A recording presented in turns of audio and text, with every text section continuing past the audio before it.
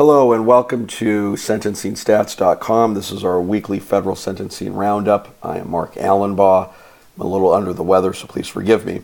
It is December 2nd, 2017. And in this edition of the weekly sentencing roundup, we're going to be discussing the plea and sentencing of General Flynn yesterday on Friday, December 1. He pled guilty to an information charging him with one count of violating 18 U.S.C. 1001. And we'll get into that. So what we'll discuss is both his guilty plea, the plea agreement, the information, and a statement of facts that were filed along with his plea and the information, and then two sentencing scenarios. One sentencing scenario is what's recommended in the plea agreement. It's just a recommendation to the court. It doesn't bind the court. And another, I think, likely scenario, frankly, is where I believe the court will ultimately go. While prosecutors do have an enormous amount of leverage when it comes to what sentence is imposed, ultimately it's up to the court, it's up to the judge to impose sentence. And judges, unless it's a special kind of plea, are not bound to any recommendations in a plea agreement. And we'll discuss the difference between those two. At any rate, I think here, despite the sweetheart deal he got with respect to the plea agreement, it's doubtful that, at least in my mind, that he is going to ultimately receive such a generous guidelines calculation. But all this may be moot because at the end of the day, I'm pretty certain he's not going to do any time. We're going to do we'll do a couple of statistical analyses so you can see why I come to that conclusion.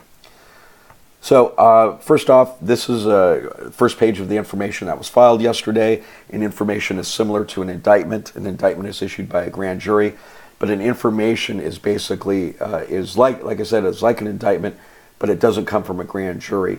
Essentially, the defendant in the case has waived his right to be indicted by a grand jury, primarily because he is cooperating with the government. So generally, if the government approaches a defendant beforehand and seeks a cooperation deal, and the defendant agrees to enter into one, then he'll waive indictment and go forward by information.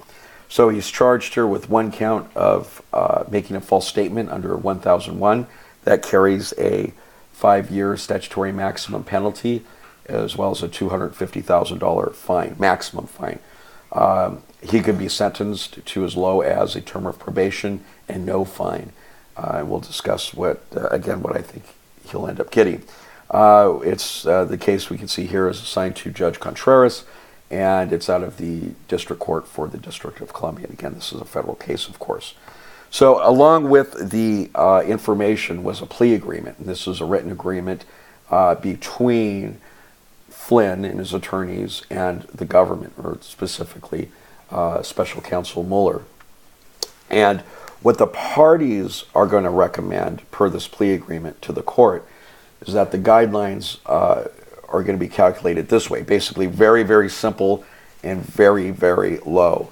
They're going to recommend to the court that he has a total offense level of 6, that he should get 2 levels off for acceptance of responsibility because he's pleading guilty, and a final offense level of 4, as General Flynn has no criminal history. That's going to make his sentencing range 0 to 6 months, 0 being he could get probation. He agreed as part of the plea agreement not to seek a downward departure or a downward variance. The guidelines are just advisory, so very often defendants try to will argue for a downward variance or adjustment, downward departure or variance from the guidelines. But here, even though he waived his right to argue for it, he really didn't waive anything because you can't get below 0. So it was somewhat not silly, but somewhat redundant or superfluous for him to have waived that. But we'll see here in a second why the government nonetheless has insisted that he does waive or did waive his rights to seek a downward departure, even though he can't get below 0. And then here is the last page of a statement of facts that was filed along with the information as well as the plea agreement. And there were basically 3 big areas that were covered in the statement of facts. And 2 had to do with Russia, speaking to the Russian ambassador. He lied about what he spoke to the Russian ambassador about, what the ambassador spoke to him about. And this last part, or this last area of discussion, had to do with his ties to Turkey. And this is where I think it can really get him in trouble, as we'll return to later down. Should get him in trouble with respect to the sentencing guidelines. Now, one thing, just going back to the plea agreement real quick, this plea agreement, so you can see up here, it's a plea agreement pursuant to 11C1B, and that means something. What that means is that, as I alluded to earlier, this is a non-binding plea agreement. Now, he is bound. Now, he has pled guilty, and except in very rare and unusual circumstances can he get out of it. He's basically done. He's a convicted felon now, just awaiting sentencing. But what the B part means here is that the Judge Contreras, does not need to follow the party's recommendation. This, again, is just the party's recommendation and nothing more. If this little letter B had been changed to a C, then Judge Contreras would have to agree to follow whatever the party's recommendation was. In other words, the judge in a C plea would be bound to whatever the party's guidelines calculations were, or whatever the recommended sentence was. Sometimes there's not even a guidelines calculation in the plea agreement. It just says the parties agree to a 5-year term or 3 years probation, or whatever the sentence is. And if it's a C plea, the judge must follow that. If the judge doesn't want to follow that recommendation, then the judge cannot accept the plea agreement, and so will reject it, tell the parties to go negotiate something else. But in this case, by making this a B plea, the judge is not bound to this. So the judge can accept the guilt, can accept the admission of guilt, the guilty plea, but he could determine sentence however he wants down the road. And technically, he could sentence Flynn up to 5 years in prison and $250,000. So, this one little concession here is extremely important, as we'll see. So again, the statutory maximum penalty under 1001 is 5 years. This is basically in a more formal presentation how they calculate the guidelines. I'm sorry for the typo here. That should be a 2, not a 3. So yeah, so basically the way the plea agreement, what I call scenario 1, has him has the party stipulating to an offense level of 6, less 2 for acceptance, so a final of 4, so 0 to 6 months. Now, here's a scenario 2.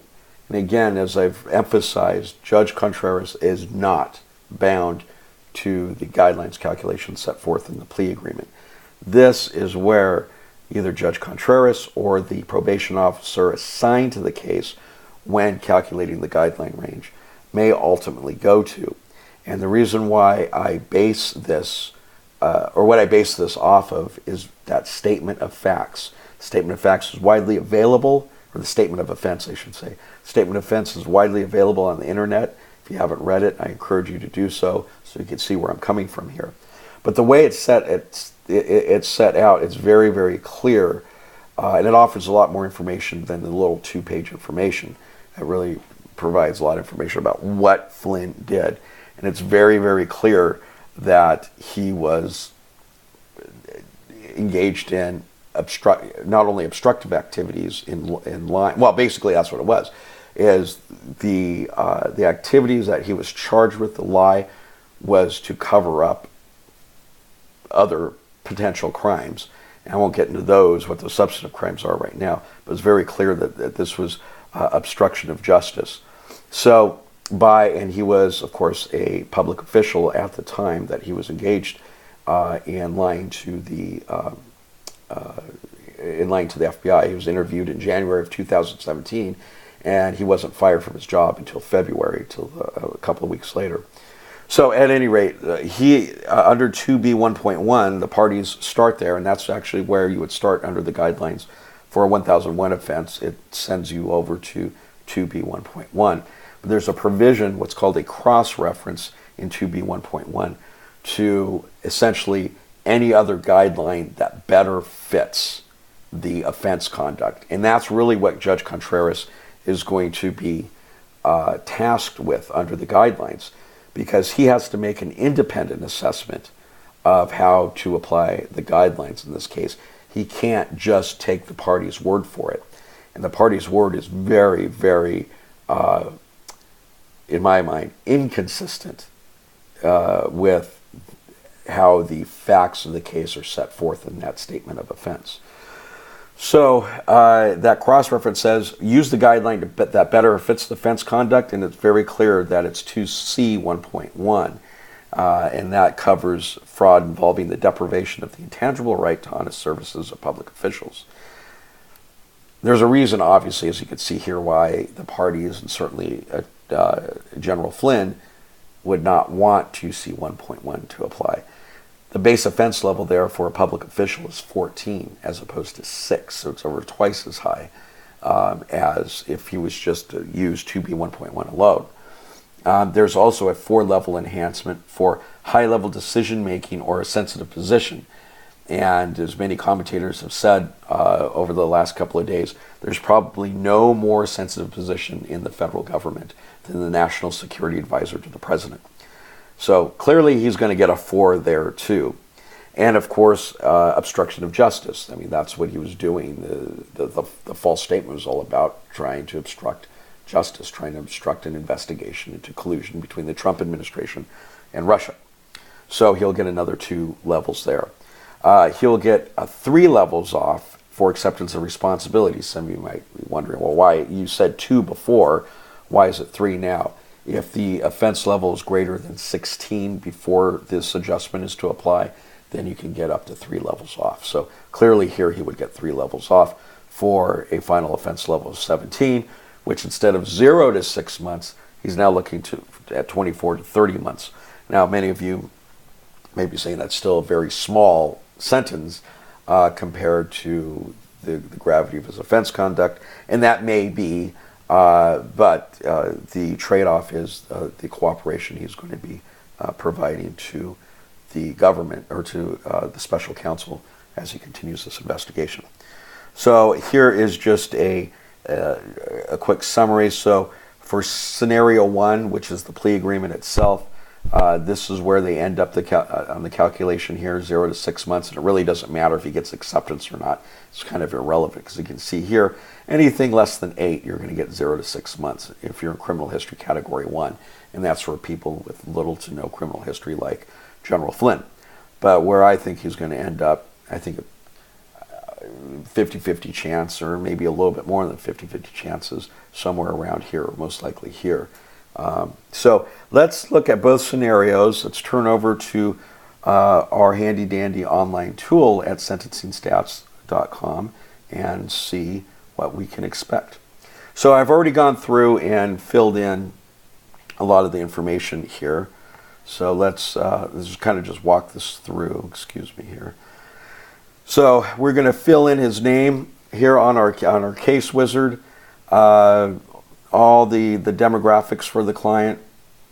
Then we put in the offense info. Here we want to get very specific. So at SentencingStats.com, you can actually filter by the offense of conviction or the primary offense of conviction. And here it's 18 U.S.C. 1001, and that's how you would enter it on our site.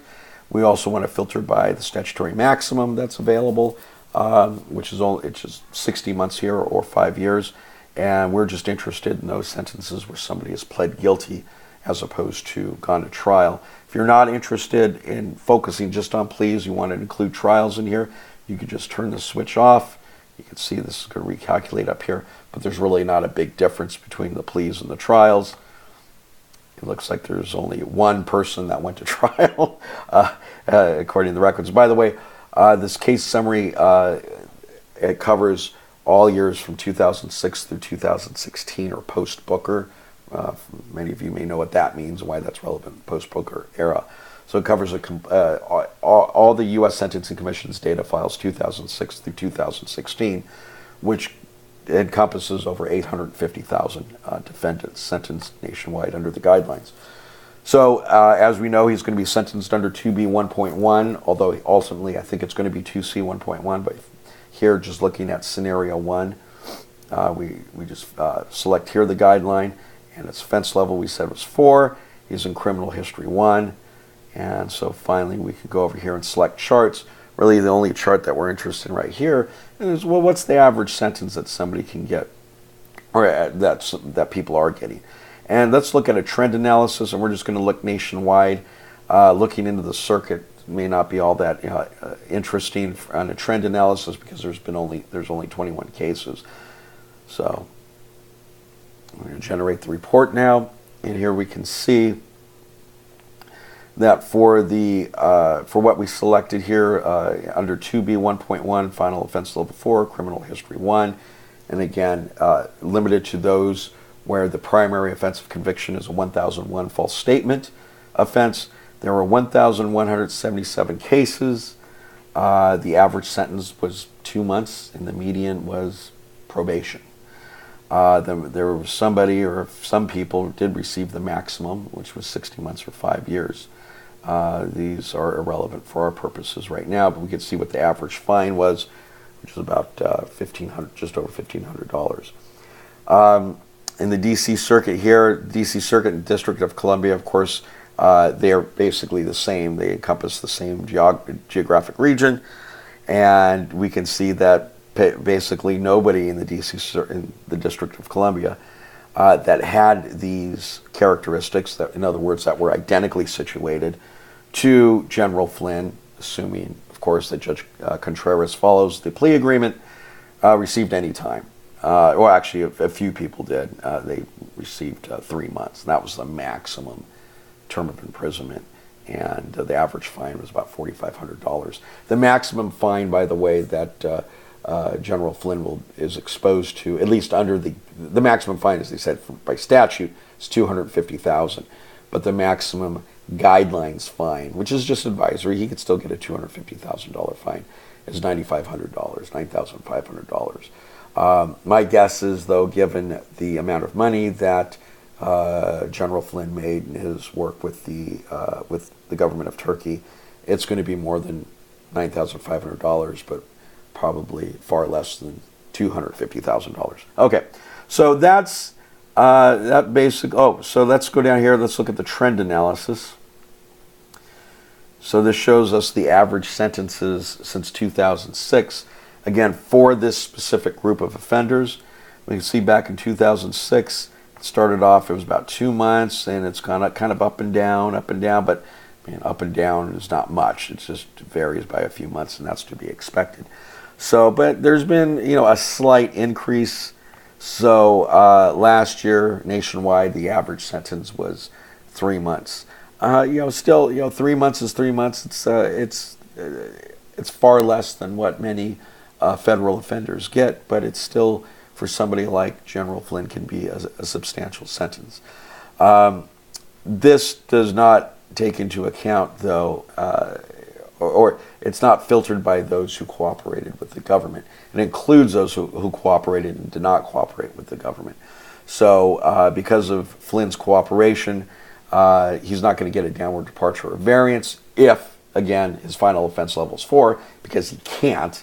The sentencing range is 0 to 6 months, but the likelihood of him getting no prison time is much greater. So again, at 0 to 6 months, a term of probation is still within the guidelines. The judge can give him a term of probation, 1 day, 1 week, 1 month, all the way up to 6 months to be with the guidelines. Or Judge Contreras can say, okay, fine, I'm going to adopt your guideline calculation, but under these circumstances, and notwithstanding his cooperation, I'm going to depart upward because of the severity or whatever else that is uncovered during the course of the sentencing investigation, which is ongoing now. And it can sentence him up to 60 months. Okay, so now let's go back and let's look at scenario 2, which is where I think Judge Contreras, or certainly the probation officer, will end up going. So we're going to start here. All of this remains the same. All of this, of course, remains the same. He's pleading guilty. Still, we're not going to trial. He's gonna start at 2B1.1, even though he's ultimately going to be cross-referenced over to 2C1.1. We're just going to keep this as the primary guideline because that's the starting guideline, and that's the way it's coded under by the U.S. Sentencing Commission. At least that's the variable that we utilize to do our evaluation here. So the way I calculated, as you'll recall, is his final offense level, if it's cross-referenced over to 2C1.1, will be 17. So let's go down here and select 17, and we can see that dramatically decreases. We went from over 1,100 cases down to a measly 31, but still enough to get some statistical information off of. That's still a lot of cases that are identical, at least in terms of guideline application. So let's look both at the median as well as the average here, and we're going to look at cumulative. The trend isn't going to tell us much because it's 31 cases spread over an 11 fiscal years. So that's less than 3 cases a year. So it won't tell us anything. So we're just going to look at the whole group cumulatively, all 31. And then let's also look at the compliance rate. That's going to tell us how frequently a judge does go down or depart below the guidelines. So again, we're going to do cumulative for the reason I just said. We're going to look at nationwide because looking at either the circuit or district, since there's only 2 cases, will not tell us anything of interest. And we're really interested here in government-sponsored below-range sentences. Because even if Judge Contreras uses a more onerous guidelines calculation, as I'm laying out here and as I think he will, the government nonetheless, I'm certain, will still move for a downward departure for Flynn's cooperation. And so ultimately Flynn, if Judge Contreras uses the more onerous guidelines calculation, what Flynn's going to be most interested in as well as his counsel, is what's the average downward departure for a 5K for cooperation. So again, we're going to look at cumulative, national. Let's just look at the average. We can do it by median or percent too, but we're just going to make this simple here and just look at the average downward departure. What's the magnitude of the departure for cooperation?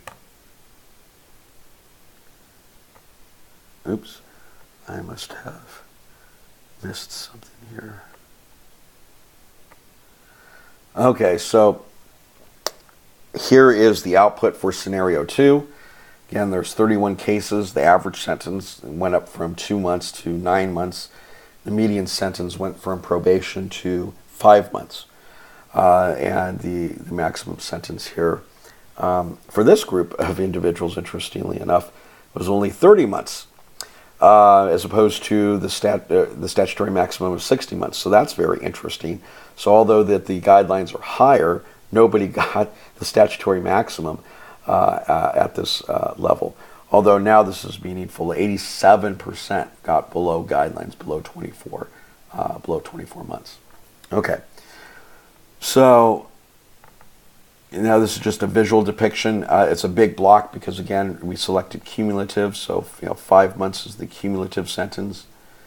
9 months was the average sentence, and this is including those that did cooperate as well as those that did not receive a motion for cooperation. And so the rate of government-sponsored downward departures, so 29% of the cases, over a quarter of those 31 cases, received a 5K. That's neither here nor there with Flynn because we already know that he is getting a 5K. And so this is where he's going to be really interested in knowing. So those that do receive a 5K, what's the average downward departure? So those 29% that received a downward departure, when they got one, their average departure was 23 months. So, and the bottom of the guideline range here is 24 months. So they went down to a month. So if Flynn gets an average departure, he could expect to do about a month in. But in all likelihood, given that, given his cooperation and what the government is recommending in the plea agreement, it's still likely for him to get no prison time. So even a 23-month departure down to 1 month, it is likely. Now, who knows? Judge Contreras at the end of the day may think, he needs to do some time.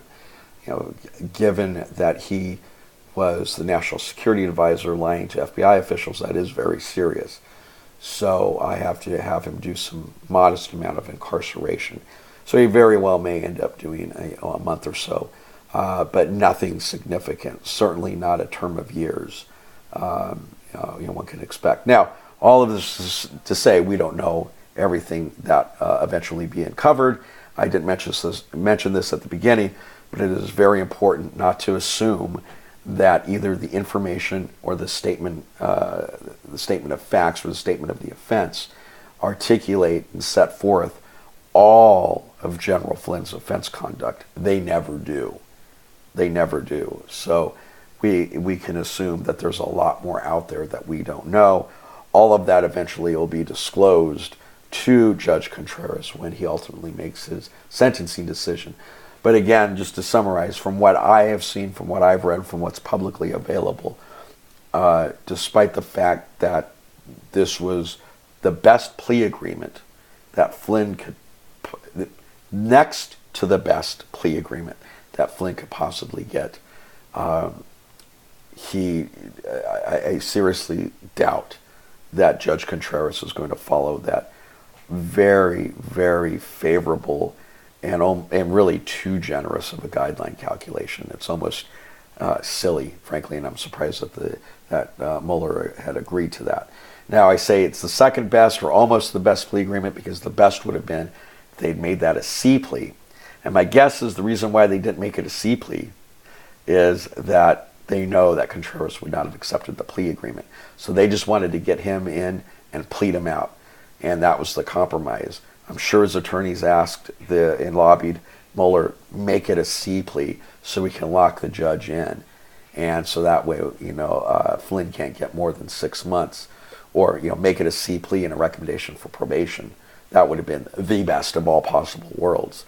But I'm sure that they were right on this, that there was no way that Judge Contreras would accept a binding plea that would tie his hands and it would prevent him from either giving Flynn any prison time or anything more than 6 months. So that's why they compromised and went with the B plea. And so now I think Mueller's team is going to not fight very hard for that recommendation, and Flynn's team certainly is going to fight very hard. But even if if Judge Contreras or the probation officer or both end up going scenario 2, as I see it, the likelihood of him doing any prison time still is very low. And I'll end on this note. Pending before the U.S. Sentencing Commission right now are some proposed amendments to the guidelines, one of which is to give an additional 1 level off, maybe 2 levels off, for first-time offenders, true first-time offenders that have no history of arrest or anything like that. And I'm going to assume that General Flynn is like that he has absolutely no criminal history of any kind, other than maybe some speeding tickets and stuff like that. If that's the case, if that amendment passes to the guidelines, then that's going to lower his sentencing level by at least 1 under either scenario, making the likelihood of probation that much greater. But the trick is, first it has to pass, and if it does pass, it will not go into effect until November 1, 2018, just under a year from now, 11 months from now. So he can't be sentenced before that time, if that's going to be applicable to him. Although there's some situations where it still could be, or at least can be argued that it could be applied if it passes the commission. But now I'm getting too deep into the woods. So thank you very much. This is going to be an interesting case to watch, as well as other indictments as they come down. Here at Sentencing Stats, we'll be monitoring Manafort, Papadopoulos, of course Flynn, and any other indictments that are issued, and issue sentencing, our sentencing analyses as soon as possible. Thank you again.